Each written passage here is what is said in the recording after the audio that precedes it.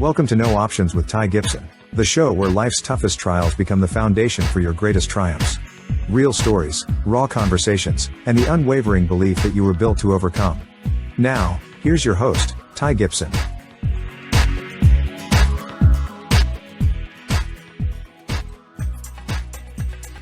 All right, guys, welcome today to the No Options Mindset. I'm super excited today to have Coach Ronnie Gage. And if you've lived in Texas, you've heard the name.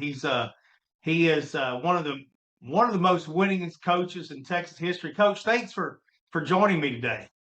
I appreciate you having me.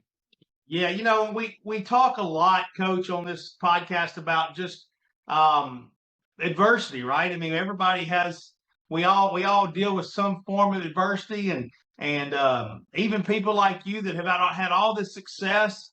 A lot of times people don't realize we all have forms of adversity as well. So I want to encourage people through this, and my goal and the whole reason we do this is just hopefully people hear these different stories, and we can encourage people that are whatever they're going through, whatever today's adversity has given. Some walls are bigger than others, but whatever that looks like for these guys today, that we can encourage people through it. So again, I want to just give you guys a glimpse of who Coach Gage, some of his accomplishments, and I mean, coach for 43 years. I mean, that alone is a huge accomplishment, Coach. So I got to give you credit for that.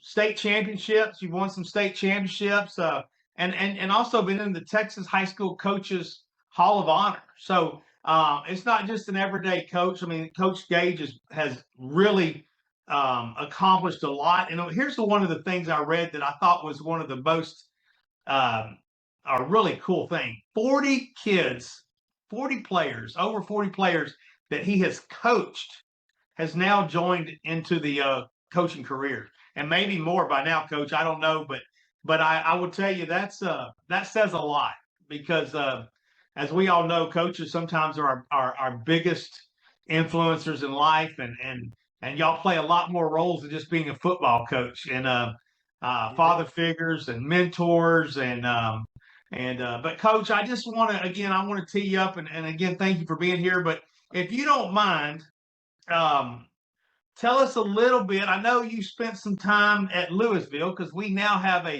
the Ronnie Gage Fieldhouse. So, and we'll get to that here shortly. But tell me a little bit how your career started. You were a North Texas graduate. Kind of give us a run of how your career has gotten to where you were. Well, Ty, it's really a good story, and I'm not saying that to be biased or arrogant or anything, but and those kids you mentioned, and there are several more now. There's probably closer to 60, but I got into coaching for the same reasons I hope they did, and it really wasn't my doing. It's just the great experience I had as a high schooler growing up in Decatur and playing football. And my story started in Decatur when I was young, and I lost my dad when I was 12 years old. So I've always told people that, the field house became my safe place. The coaches became my mentors, and God was my guidance. And that's the way it's been my whole life. And the reason I got into coaching, there wasn't a big demand for a 150-pound center and safety out of Decatur, or a 6-foot basketballer that was slower than molasses.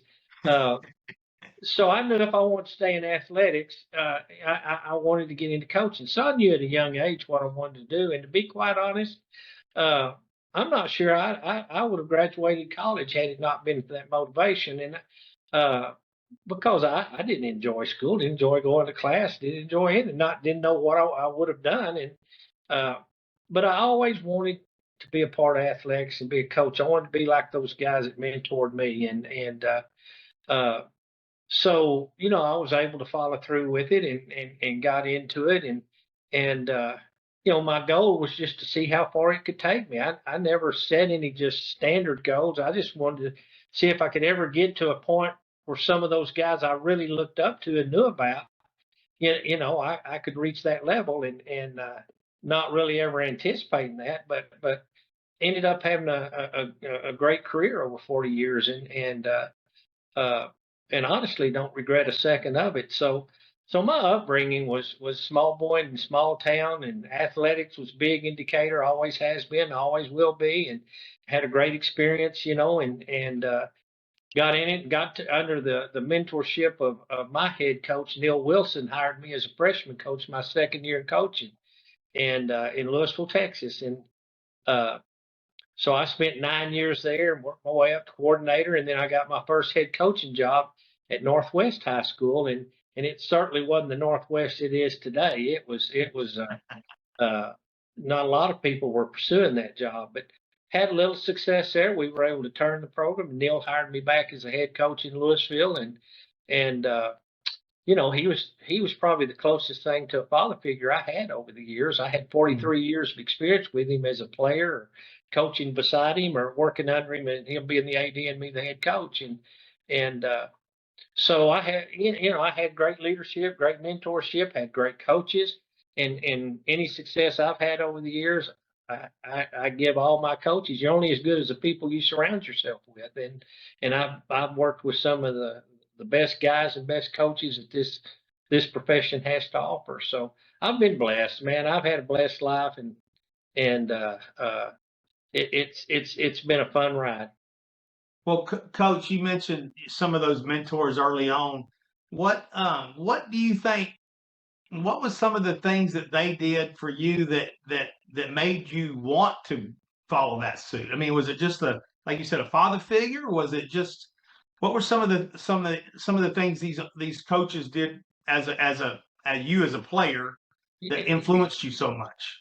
Ty, I talk to a lot of people, and I always point out these things. I call them the disciplines of life.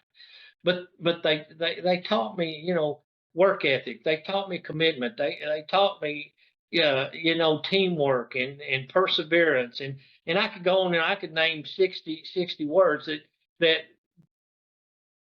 coaches, kids in athletics, and people that downgrade athletics or want to talk bad about it, if they just understood the life lessons that these kids are getting taught, not once or twice a week, I'm talking about every day they go to class in athletics, they're going to pick up. They're going to get better and better at these lessons. So they taught me, how to work, how to commit myself to something. Yeah, how to persevere through adversity. Not how to pick myself up, how you get, after you get knocked down, how to love a teammate.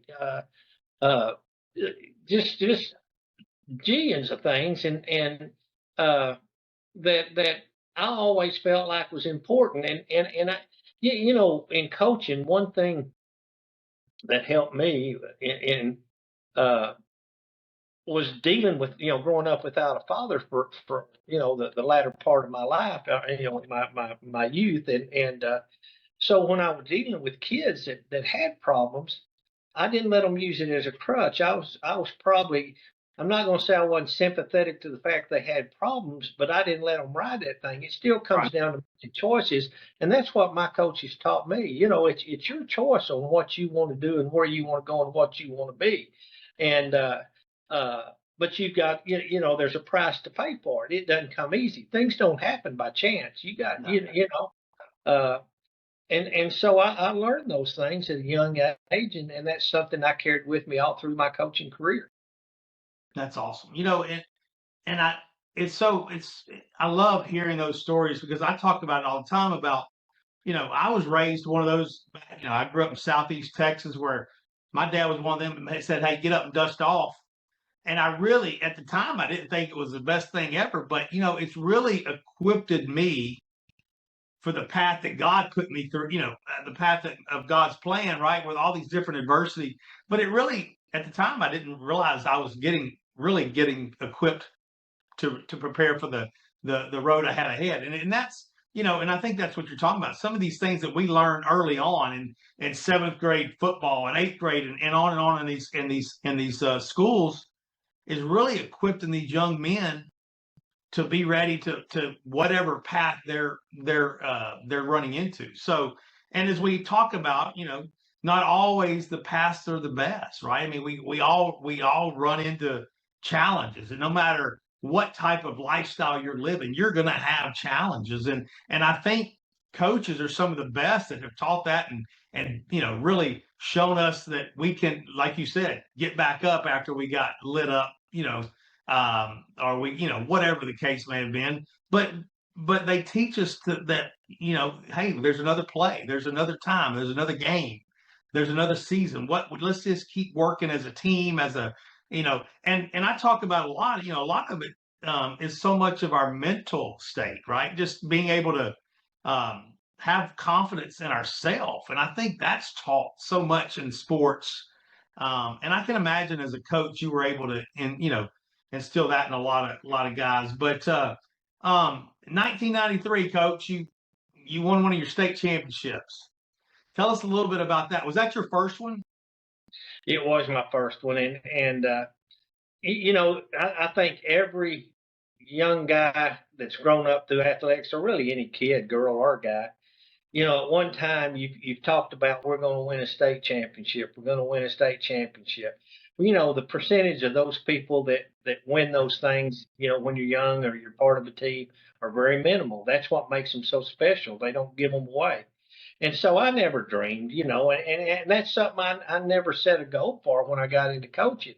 But that particular year is the first time it really hit me, and as the season went on, the more we realized we really had something special here, and you get in the playoffs, and there were 64 teams. I was the first coach to win one at Division I and Division II.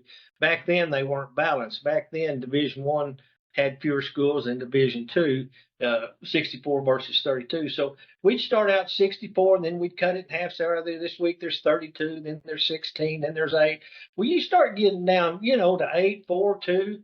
Man, it hits you like a ton of bricks. There's not many people left in this thing, and That's right. so we started thinking that, well, maybe we can pull this thing off, and of course we never let the kids know there was any doubt. But that Thursday night before we left to go to Houston that year, I'll never forget this. So the state championship, well, coach, you said Houston. Was this that back when it was in the Dome? It was in the Dome. We played Aldine MacArthur in the Astrodome. Okay. We were going to play the winner of Converse Judson and Aldine MacArthur, and Aldine MacArthur. Okay. And I was at the field house the night before we went down there, and just getting things ready. We were going to leave the next morning after the pep rally, and as I was walking out, Coach Wilson, who I told you earlier was like a father figure to my mentor, I always felt like I respected him more as a coach than anybody I've ever been around or worked. He was one of the best coaches that ever walked the sideline. Never had a chance to win one of those things. He got beat in the semifinals one year by Temple 7-0. But anyway, we walked out of my office. He was walking in the hall. We just met face to face, and I may get emotional here, but we looked at each other, and neither one of us could say anything. And I teared up, and he just wanted to wish me luck, give me a hug, and he'd see me down there. And as I was walking out to get in the car, this first time it really hit me that, there's no guarantees in life. This may be a once in a lifetime opportunity. And it went from, if we can just get there, it's icing on the cake, to, man, we may never get an opportunity. We got to win this thing. And so, it was a great experience and a very intense experience. And there were some great stories that went into that game too, that helped us pull this thing out.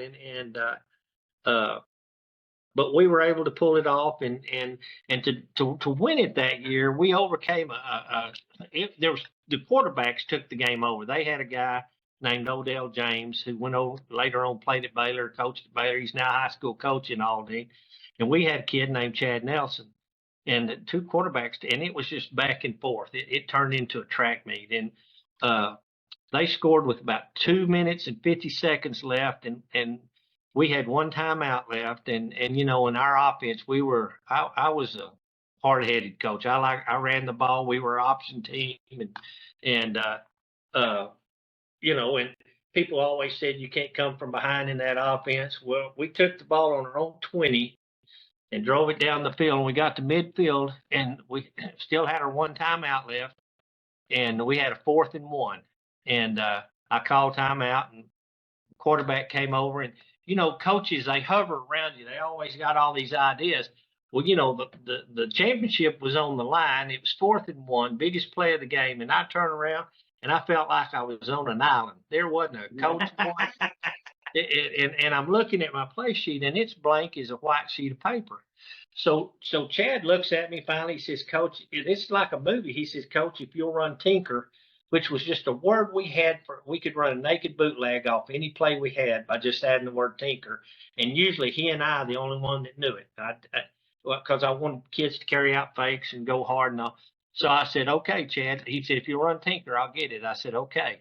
So we go out and we're on our hash. Well, they'd been in a 4-3 look the play before. They came out in a 5 look, a 52 look, and they had an N9 technique standing right over there in front of me in the open. And I'm thinking, man, you just screwed the pooch. This thing is all over. There ain't no way. And anyway, that kid took a step down inside on the fake. Chad had some speed, got around him, got a 5-yard face mask. So we got the first down. So now we're driving, and the clock's running. Now we're out of timeouts, and we got a 3rd and 8. And we threw a pass to our backup quarterback named LaDarren McClain, who does high school football games now on Channel 33. And it was one of those that the ball's coming and the hand comes down, and it was just unbelievable. And we got the first down to their 11, and for some reason they called timeout. And so there's 27 seconds left now. We're on their 11-yard line, and we're out of timeouts, and we come over, and we're debating on what to do. And, of course, Coach Wilson's wanting us to kick it. You got to kick it. But we had practiced, hurry up, snap the ball. We had time for 2 plays. I knew that. Well, our offensive tackle looks at us, and he says, he tells Bill, our offensive tackle, he says, "Coach, I can get on that linebacker if y'all want to trap." We'd hurt him with the trap first half. He said, "If y'all want to trap him," he said, "I can get on that linebacker clean." And Bill looked at me. I looked at him. And I said, "That's not a bad thought. They're going to be thinking option." So we go back out. We run the trap, and that 3 technique shot upfield, and that tackle came down on that linebacker and just crushed him. And the fullback broke underneath, got tackled, and flew into the end zone, and we scored. And then we kick off. We told the kicker, whatever you don't kick it to their guy. They had a guy. And he kicks it right to him, of course, and the guy breaks down the sideline. We had a big old defensive end, runs him down on their 40-yard line. He nearly scores, nearly breaks it. So they got time for one play. They try a trick play. We sack them. We won it. So not only was it our first state championship ever, it was a great one.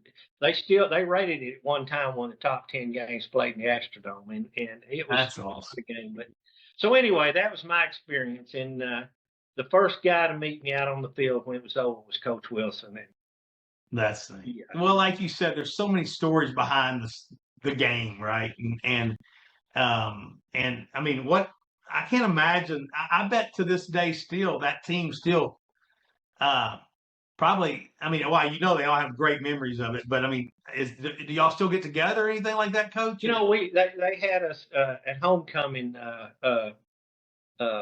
couple of years ago. They honored that team, and I saw some players I hadn't seen in years. Some of them I still see and keep up with, but it was pretty special. It was a pretty special night, and a lot of those guys have gone on to do some really good things, and so anyway, it was special. It was the first one ever in Louisville ISD, and something that we never dreamed would happen. And you still look back on it. And I sit in here sometimes. I pull it up on the computer, and I get to watching parts of it, and I can't stop. And I still get nervous watching it. So that's awesome. That I don't think people realize, though, 2 things you said is just the memories of it, but the stories behind it, the things that were going on behind it. And I love hearing, from coaches like you that talk about like that side, how that play, the quarterback comes over and says, "Give me a shot." I mean, but so many of these are just talking about, like you said earlier, encouragement, things that y'all had been instilling in these kids, and to see it all come together, and like you said, finally getting to the cream rises to the top. I mean, when it's the state Well, and the championship. trust factor is so important there. You know that the kids learn to trust you, and you learn to trust the kids, that's so important. Yeah. In dealing with kids every day, uh, our kids, we coached them hard. My philosophy is very simple. You set your expectations, and then you demand those expectations consistently. And consistently is a key word. And you love them. You do those three things will fall into place the way they're supposed to. And we coached our kids hard. Our parents let us coach their kids hard because they knew we loved them, and the kids knew we loved them, and we had a great relationship. And so that trust factor is so important. And they're better for it, and I mean, and there obviously times have changed a little bit in the coaching world, and I mean in life in general, just the way schools and coaching and what you're allowed to do and not do, and the times on the field and practice, and I'm sure it's changed the game. What is your thought on that? What is, I mean, the current game today? What is that You something know, that game? it's definitely different. It's everybody spreading and throwing, and they start games earlier now, and they last longer, and the crowds have diminished. I think part of that's because we start so early, and the traffic in the metroplex has gotten so bad, people can't get to the games on time anymore, and they're showing them on television every week, so a lot of them choose to stay home.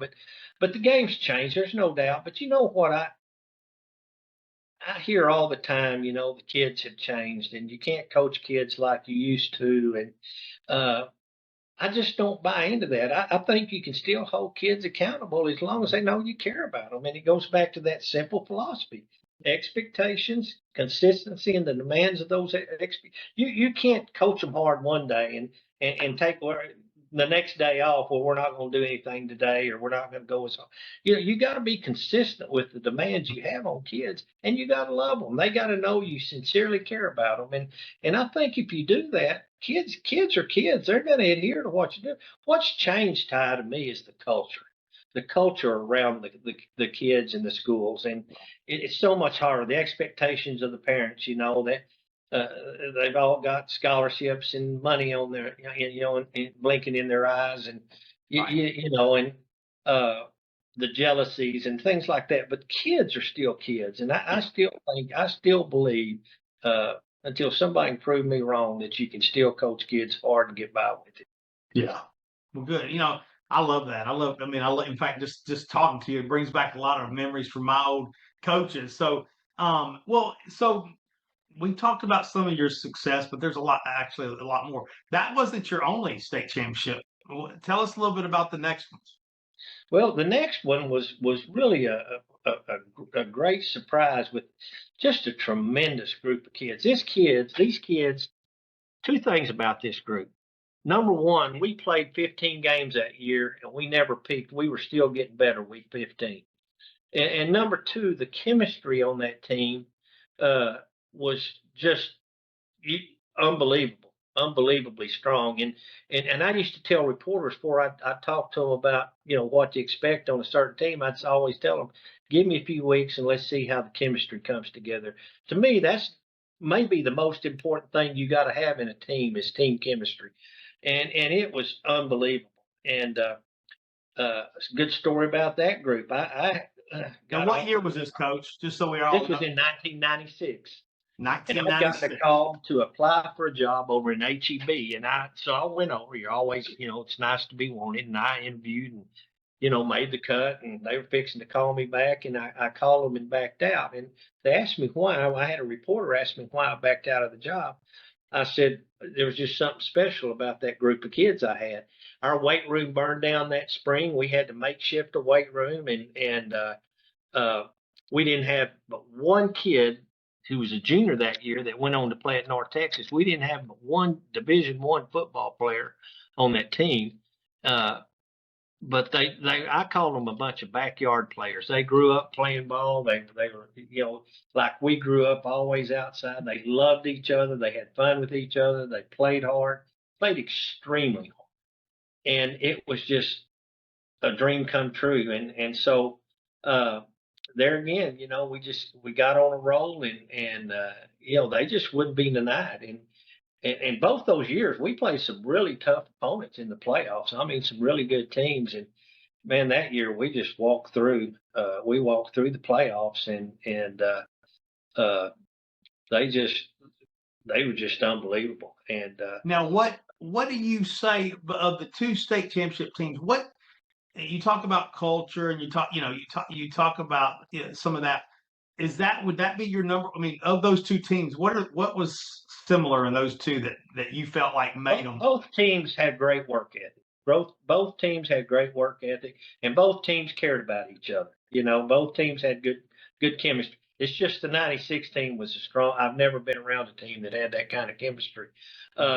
'96 had more talent. When you broke it down, they had more talent.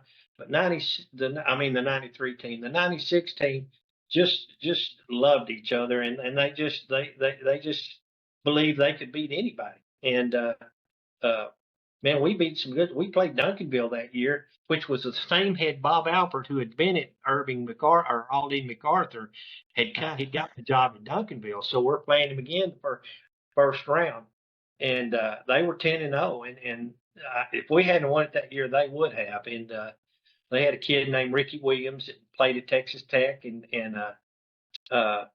but we beat them. We beat them at Texas Stadium 35-17, and once we got by them, I really felt like we had a chance maybe to get back down, to the championship game, and we ended up playing Converse Judson in the finals. And my claim to fame, I'll give you one pat on the back. My claim that I think's a pat.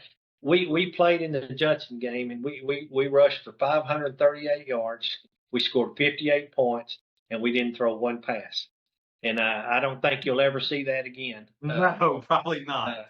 But what we did, we had the ball about 3/4 to their 1/4, and we got some turnovers, and even the Duncanville game, we got the lead, and it was hard to get the ball away from us, and we took them out of their game. I think the Williams kid only had 11 carries a night. We played Duncanville, but he rushed for 100-something yards in those 11.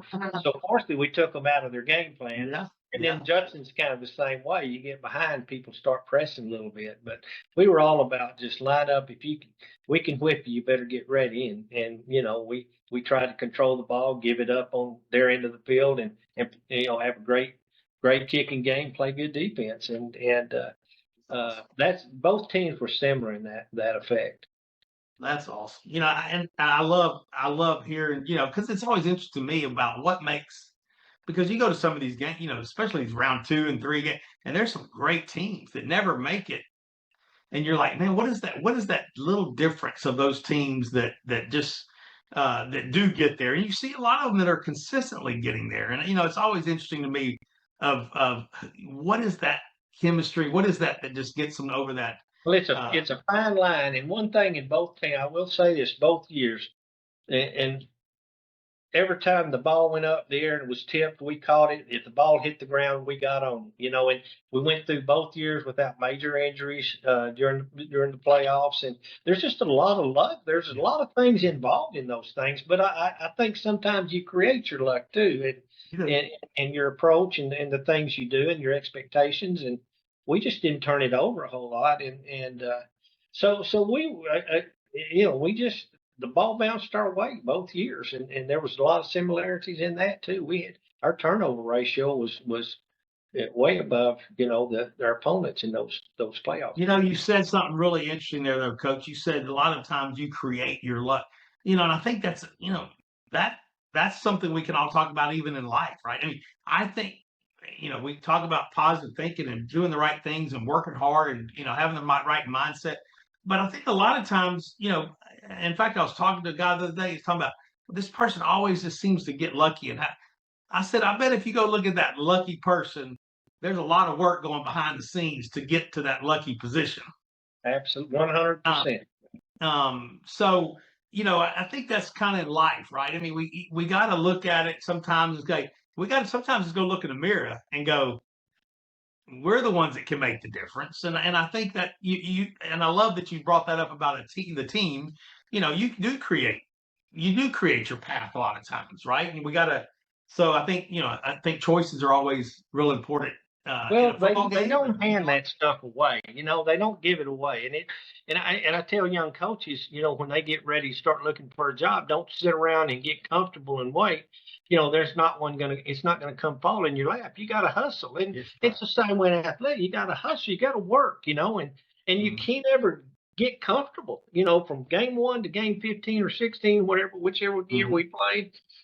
We had to get better every week, and we didn't back off. We worked hard from day one till it was over, and never got comfortable. And I think a lot of coaches, a lot of people just in life, they get Yeah, comfortable with things, yeah, and they forget how they got comfortable. And that's right. That's so it can true. fall apart in the blink of an eye. So you've got to hustle in this world. Life's a grind. It's a It grind. sure is. You got to attack it with everything you got. That's right. And I think in life, you got to look at it sometimes like like you said, every play. Every day. I'm just thankful. The good Lord lets me put my foot on the ground every day and start up. Isn't Do it that all the truth? over. And but we also got to take those days as how do we get better. In fact, I was just talking to our group of guys at work, and I was like, how do we get that old saying? If we just got 1% better every day, what can we do today that just makes us get a little bit better? And if we look up, and before long, we've gotten a lot better. So, Yes, sir. it's I love hearing it from a coach's point too. That makes a lot of sense. Um, Also, you won 2 state championships as a coach, but then you went on. But before we get to that third state championship, how was it letting the whistle down? How was it going from the coach to the AD? It's hard. I actually went to the AD, then got back to the coach. Oh, you did. Okay. It just never was my cup of tea. I never got into this business with the idea of being a straight administrator. All I ever wanted to do in my life was coach, Yeah. and uh, I got into it, and Coach Wilson kind of prepped me for it and taught me into it, and then I got into it. In the first month I was in there, I had 3 of the worst parents, the worst situations you could ever dream of, and after the third one, I that's James Stone. Uh, After the third one, I called him. I said, Coach, because he'd always tell me, "Oh, Gage, you'll enjoy it. It'll be fun." So after that third one, I called him up. I said, Coach Wilson, tell me one more time how much fun I'm supposed to be having up here. And he started laughing. And I said, man, I don't know how long I'll be able. And I sat in that office overlooking my old field, and those kids would come out there at 3:30, 3 o'clock every day. And I just, so I ended up going to Austin College and coaching, then got back into high school coaching after that. But Yeah. So you had the path it was of hard. AD, but y'all won a state championship while you was in the AD seat, correct? We did. Coach Brian Brazel, who I Yeah. had brought in from uh, Carrollton, Turner, and defensive line coach. And this is kind of a funny deal too. They were fixing to open Flower Mound High and fixing to open Hebert High. Well, Cody Vanderford, the offense coordinator that was at Marcus at the time, was a shoe in. Neil had him shoot in as the next guy in Flower Mound. Well, at Hebron, there were several people applied, and Brian applied for it, and he was a defensive coordinator, and Neil was kind of hesitant on even thinking about it. So finally, I went over there, and one day I just shut the door. I said, "Look, Coach," I said, "if you're going to hire Cody at Flower Mound, I said you got to hire Brian at Hebron." He said, "Why?" I said, "Well," he said, "but he's a defensive coach." I said, "I don't care, Coach." I said, "First of all, we beat Marcus like a tom tom those years, and we beat them 9 out of 11 years." And I said, you're going to automatically send one over to one school, and you're not even going to consider one for mine." And I said, "Secondly, Brian's a smart man. He'll surround himself with the right people." Well, as it developed and went on over the years, Cody did a good job, but he ended up being a golf coach somewhere. Well, Brian ended up winning state championship at Hebron, uh, Neil told me one time, he said, "Gage, I nearly messed that one up." And I laughed, but it was fun. But it's not the same. I mean, you're proud and you feel like you're part of it, but it's not the same as walking off that sideline as a champion. You know, it's there's just something special about that. And Yeah, I can. uh, Well, just the I being in the being down in the trenches with them is probably just a completely different. watch these playoff games and these national championship games and the excitement that goes with it, and you watch those guys on the sideline and what they're going through, and you know, when you've lived it and you dreamed it, you just understand it more, and how special it really is. You know, it's easy. It's not easy to sit up in the box and make decisions, but Yeah. but it's not as tough as having to make those split-second decisions down on the sideline. And you know, you're not only pulling for yourself, but you're pulling for those kids out on the field that's, you know, giving you everything they've gotten. And it's just, there's just nothing like it. And I always felt bad for the loser. I said this about Bob both those years we beat him. Now later on, he beat me he beat me twice in the playoffs after that. One was pretty good, but those years that they were close, as good as I felt, I can't imagine they had to feel that bad, you know. And because I can't imagine ever, you know, walking off the field after a championship game like that, the loser. And so Neil used to tell me, and he said, Gage, there's nothing like the wins, and there's nothing like the losses. And you know, that's a true statement. And he used to say about winning, all you're doing is feeding the bear. Every time you win, you're just feeding the bear. And I said, you're right, Coach. It's uh, but this thing we call coaching, Coach, I take it so serious. I wear that title with so much pride. I just, you know, my tombstone, they're going to have Coach on it. My grandkids, they all call me Coach. That's what I'm called. And Well, you uh, know, you hear this a lot, Coach, where people talk about it, and you hear all the time about the amount of kids that a coach influences. I mean, I'm not a coach, but I'm in this industry and I see and it's amazing to me. And it's even more than I ever realized. Because you walk in these field houses and one moment, I mean, they're talking about, you know, life, and they're talking about the game. I mean, every moment, but they're teaching these kids, like you said, every day, multiple times a day. Um, I mean, you go into some and they're, you know, trying to find clothes for a kid. They're you know, it's picking up kids. You heard coaches picking up some that couldn't get to the practice. You know, just all these stories. But the number of kids that coaches influence every year is just mind-boggling to me. it And I, is. There's nothing like seeing one of your ex players and come up to you and hug your neck and say, Coach, I love you, man. And, you know, if they duck around the corner when they see me, then I know I did something wrong. But boy, when they come up and shake your hand or hug your neck, and like you said, I've got many of them still coaching. You know, the head coach at Louisville High School was my quarterback in '96. And uh, wow.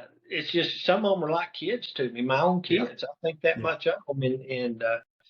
And even the ones I coached, you know, that are nearly 50 years old now, I still call them my kids, you know. And yeah. Steph will say they're grown up now. I said, I don't care. They're still my kids, you They're know. still your kids. That's awesome. Well, that is great. Well, and I know, and guys, I didn't tell y'all this, but Coach Gage also has a book, right? You have a book out. It's I called do. The Life Coach, correct? Is Yes, that sir. Yes, sir. and I think, you know, through the book there's a lot of good things, but I'm going to bring up something that we talk about, all these successes with Coach Gage. I mean, Coach Gage has done some amazing things, y'all, and as you guys just hear some of them.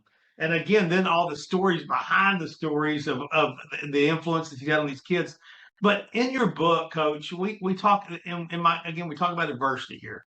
In 2009, you really had to deal with some adversity Yes, sir. with your family, and I and probably 99% of people on this listen can't even imagine ever having to go through what you deal with. If you don't mind, would you share a little bit about and how you pushed through that time? If I can, I sure will. It's you know, we lost our daughter, and I was coaching at Austin College at the time, and she was having some real bad headaches, and we sent her in, and the first diagnosis that came back was she had a brain tumor, and it was glioblastoma. Well, of course, that's not anything you want to hear. We got a second opinion, and the guy said, well, we think it may be something else. We'll give it some time. If it starts bleeding again, we'll go in, yank it out, and everything be good. Well, it happened again, and they took her in for surgery. And when he walked out of the room into the lobby, he didn't have to say anything. You could just tell by his expression on his face it was bad. And she had developed glioblastoma, which was kind of the kingpin of cancer. It's there's usually a 2 to 5 year lifespan after you have that, and so we went through that. She made it for a couple of years, and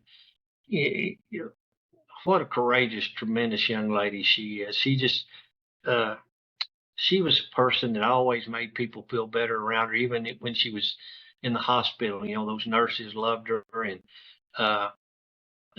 she had just been married a short period of time, and we lost her, and so it's not anything you can prepare for. I got really angry after she passed. For a long time. Before she passed, I was at Austin College, and I'd start each morning on my knees in the chapel. And anyway, when she passed, I got real angry and couldn't understand, why you take a young lady of this caliber and end her life. And I don't know if it was a church service or something. I heard something that it made me kind of a light bulb come on. And God sacrificed his son so we'd be able to see my daughter again, and that's the way I finally broke it down and looked at it. I'll get to see her again one day just because, he sacrificed his son. He lost a son. And Right. Plus my wife, we still struggle at times, but it's something you never get over. But she told me one day, she said, Ronnie, we got to snap out of this. She says, we still have 2 kids and we don't want to lose them, and they, James and Julie, they're both strong and well-minded kids, and they grieve their own way, and we knew they were grieving too. And but the other side of that was the coaching family we had, and how instrumental they were in helping us get through all this. I've always said, Ty, friends are people without friends, family, and faith.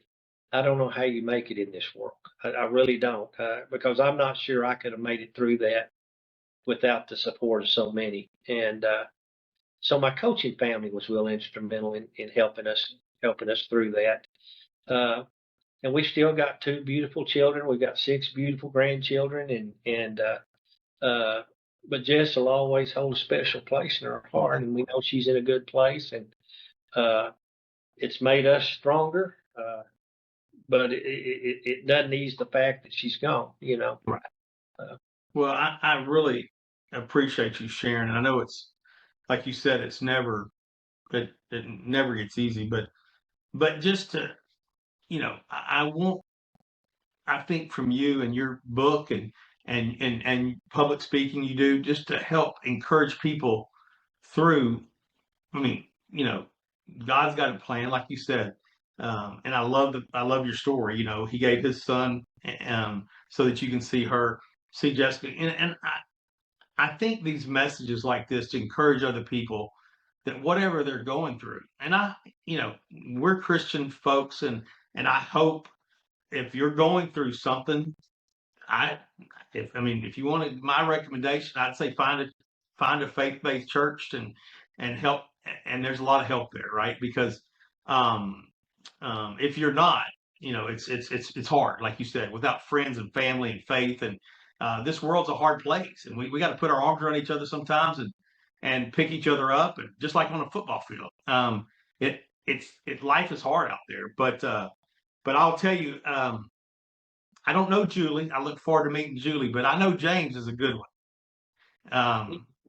He's very proud of my children. They're both really good kids, and Julie coached for a long time, and she got out of it because she's got 3 daughters, and it was just, I don't know how women do it, but I always joke she might have been the best coach in the family. She was really good, had a lot of success, great track coach. And then James is a tremendous coach, tremendous for kids. James is he was good for kids, and he's got a great disposition about him. He just knows how to roll with things, and He's a good person. Yes, you can tell. And so I am real proud. I've got 6 beautiful grandchildren, and they're game changers. That's what I tell people. They're that's game right. changers for sure. Uh, That is and, awesome. and Stephanie and I, when I got out of coaching, my wife missed it as much as I did. She was a tremendous coach's wife. She mentored so many young coaches' wives and helped them through times and got them to games and taught them the ropes. And but she loved me being a coach. She loved that part of it. And uh, my daughter that passed, Jess, she'd call me on a Saturday afternoon. She'd say, "Dad, are you watching this game?" She'd say, "Can you believe they just did what they did?" Whatever. I said, "No, Jess, I can't believe it." But my kids, we're a sports family. That's what Yeah. we are, and we've grown up. That's all we've ever known. And when James first was getting into coaching, I had several people say, "You didn't try to talk him out of it." I said, "Absolutely not. Why? Yeah. It's been great to my family, and That's right. I'd start over again tomorrow and do the same thing. I wouldn't change a thing." Well, it sounds like you got a lot of grandkids to start coaching to keep coaching them up, and that's going to be exciting for you to be able to watch that. But It will. I,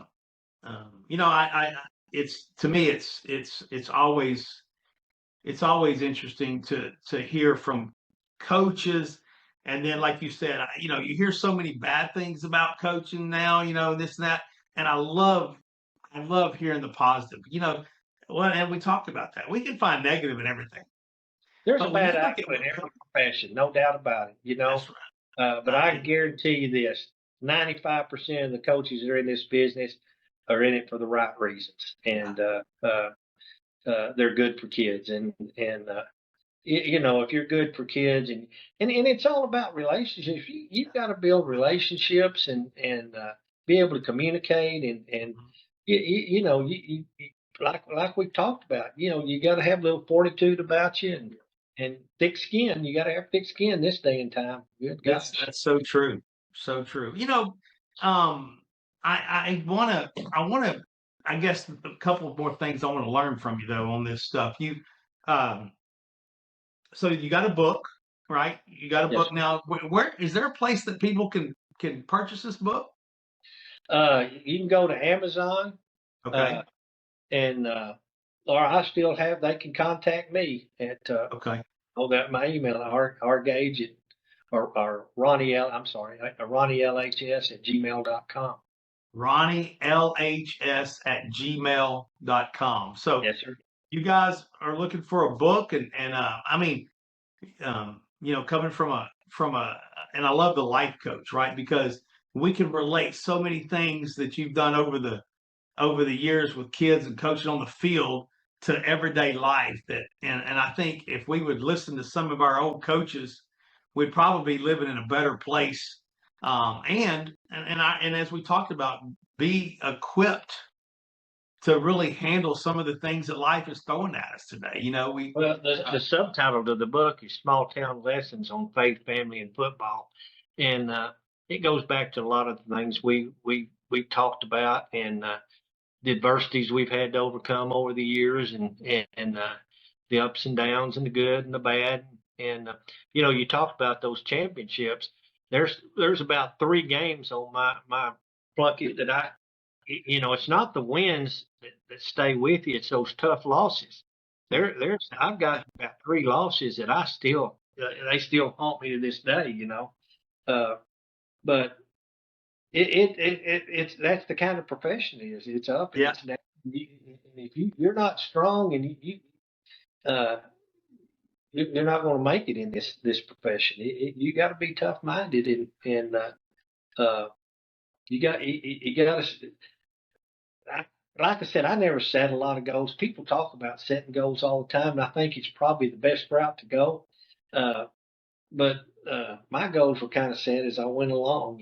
I got to this point. What are we going to do next, and what am I going to do next? And but I know one thing: the work ethic part of it, and the intestinal fortitude it takes to pick yourself out, and the commitment to it are three things that I think are really important. And then I've always included, God into that.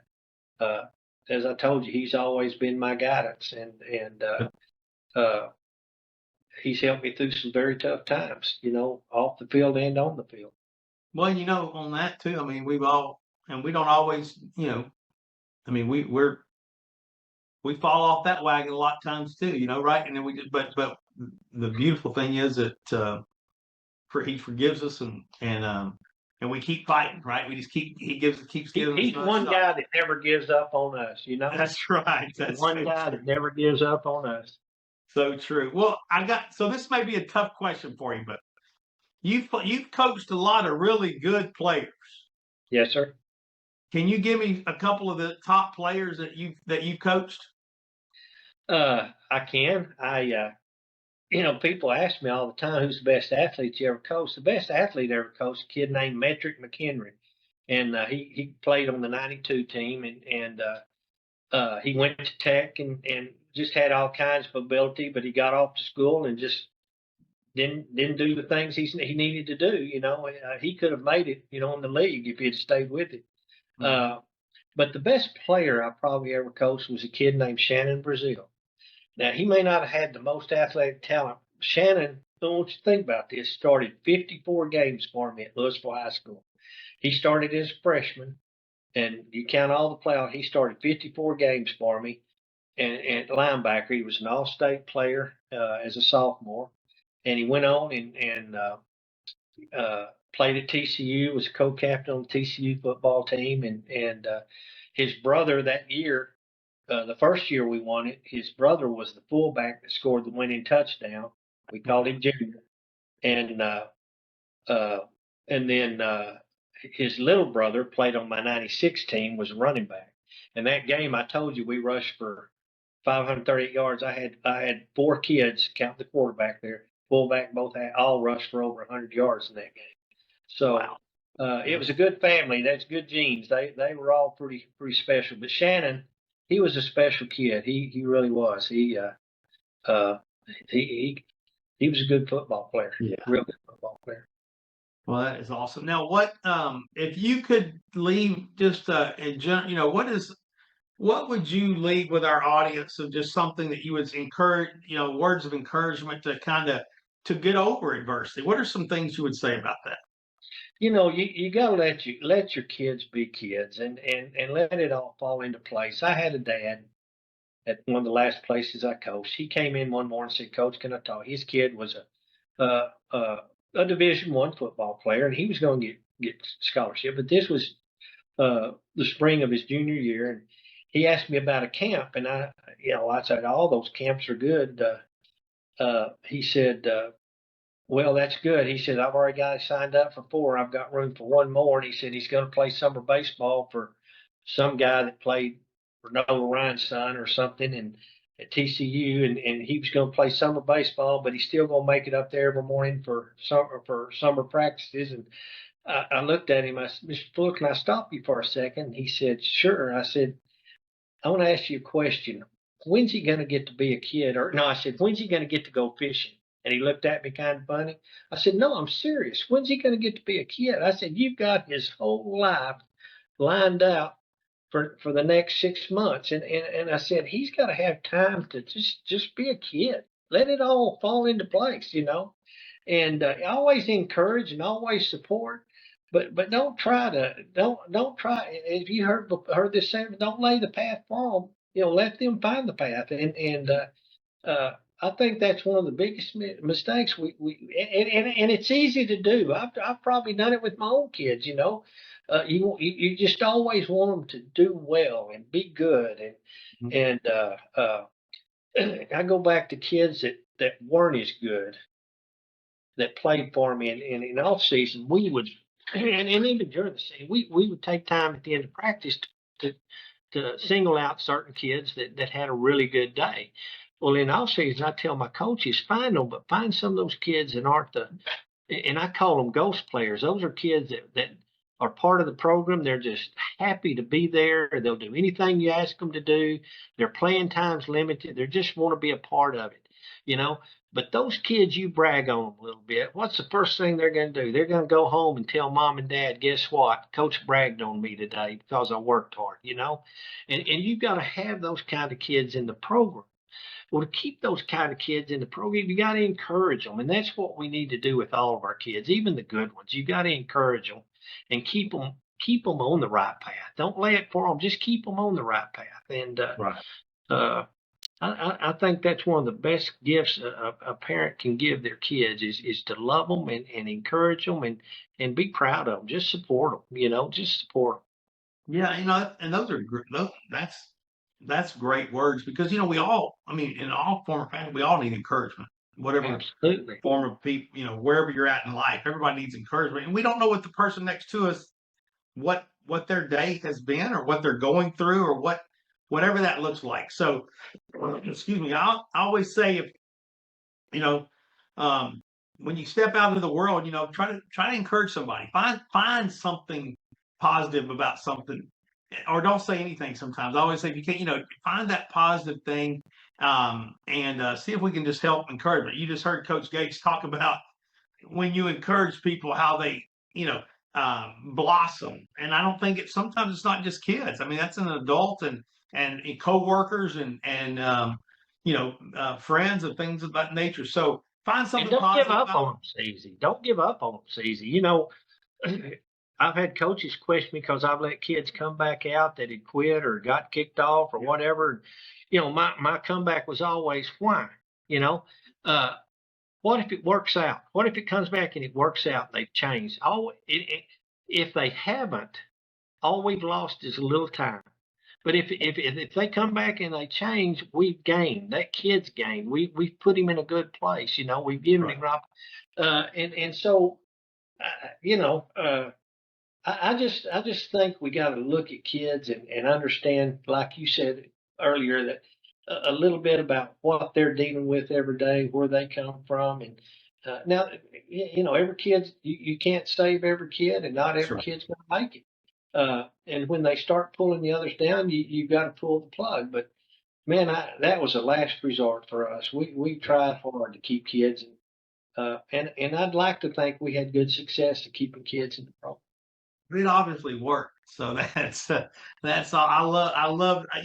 I could sit here and talk stories all day with you, Coach. But I want to just really thank you for sharing with us. And I'm sure I'm gonna have to get you back on again because I'd love to hear some more of this. But I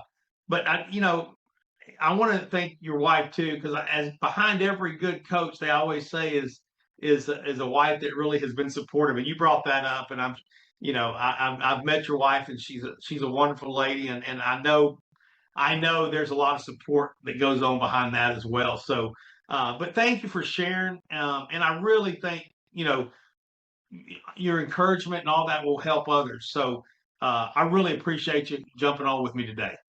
Man, I've had a good time. I love telling these stories, and sometimes I get going. I just need to shut up. But No, no, we could do man, this all day. 2 years of this stuff, there's a lot of good stories to tell, and some are good, some are sad, some are bad, but 90% of them are fun, and Yeah.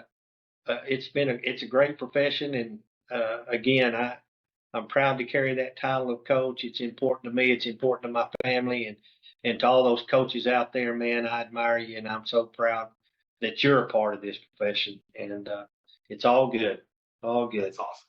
Well, we hope to see you at coaching school. Come by and get to see. I love hearing all the good stories when y'all get together. So, but again, Coach Gage, thank you so much, and I appreciate you. Thank you, Ty. Appreciate you. You bet. All right, Coach. I will shut it off. And then we'll edit this, and I'll make us look all good, and we'll go from there. But I really do appreciate you. Uh, You bet. I enjoyed it. I hope it's what you wanted. It's good. Yeah, no, this is great. And they put an intro to it and all this kind of stuff, and If then you'll they'll. send me an email, I'll send you a copy of this book too. Yeah. I would love that. I'll Yeah. get And I'll promote it. I'll get you one. I'll get you a copy of the book. Take the picture of it if you will, and text it to me so that when I promote this show, I'll have your book with it too, so they'll see it. Okay. But yeah, and then I'll get you some. I'll shoot you some information when this thing's coming out. Okay. Sounds good. It's probably another 2 weeks or so. It'll be hitting. That's fine. So, all right. Fine. Take care, Coach. Good to see you. Friend. You bet. All right. Thank you. Glad we finally got it worked out. Yeah, boy. I was about to have to shut it down when it all came together. We do it again, I'll have to get James though. He's my go-to on all this stuff. Anyway. You know what it is? It's those younger ones that can figure it out. Isn't that the truth? It is. And I appreciate you guys taking it. Y'all try to stay warm, Coach. Thank you. All right. We'll take care. it. See you.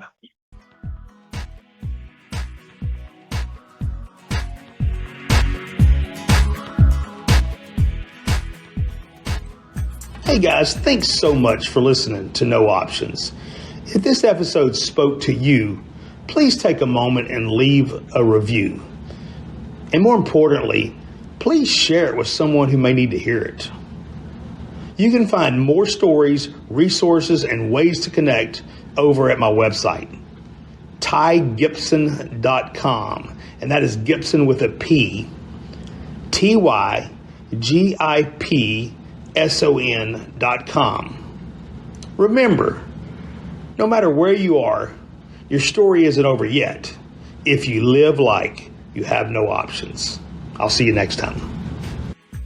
You know Ty Gibson is an entrepreneur, a relentless survivor. Did you know he's also a powerhouse speaker? After overcoming 3 transplants of juvenile diabetes, he built thriving businesses with one mantra: no options. Ty transforms adversity into action. His keynotes ignite audiences with real-world resilience and 30-plus years of sales mastery. Are you ready to inspire your team? Book Ty Gibson today as your next speaker. You can call 512-944-4780 or head over to tygibson.com. That's Gibson with a P. It's time for your event to share the motivation that is no options.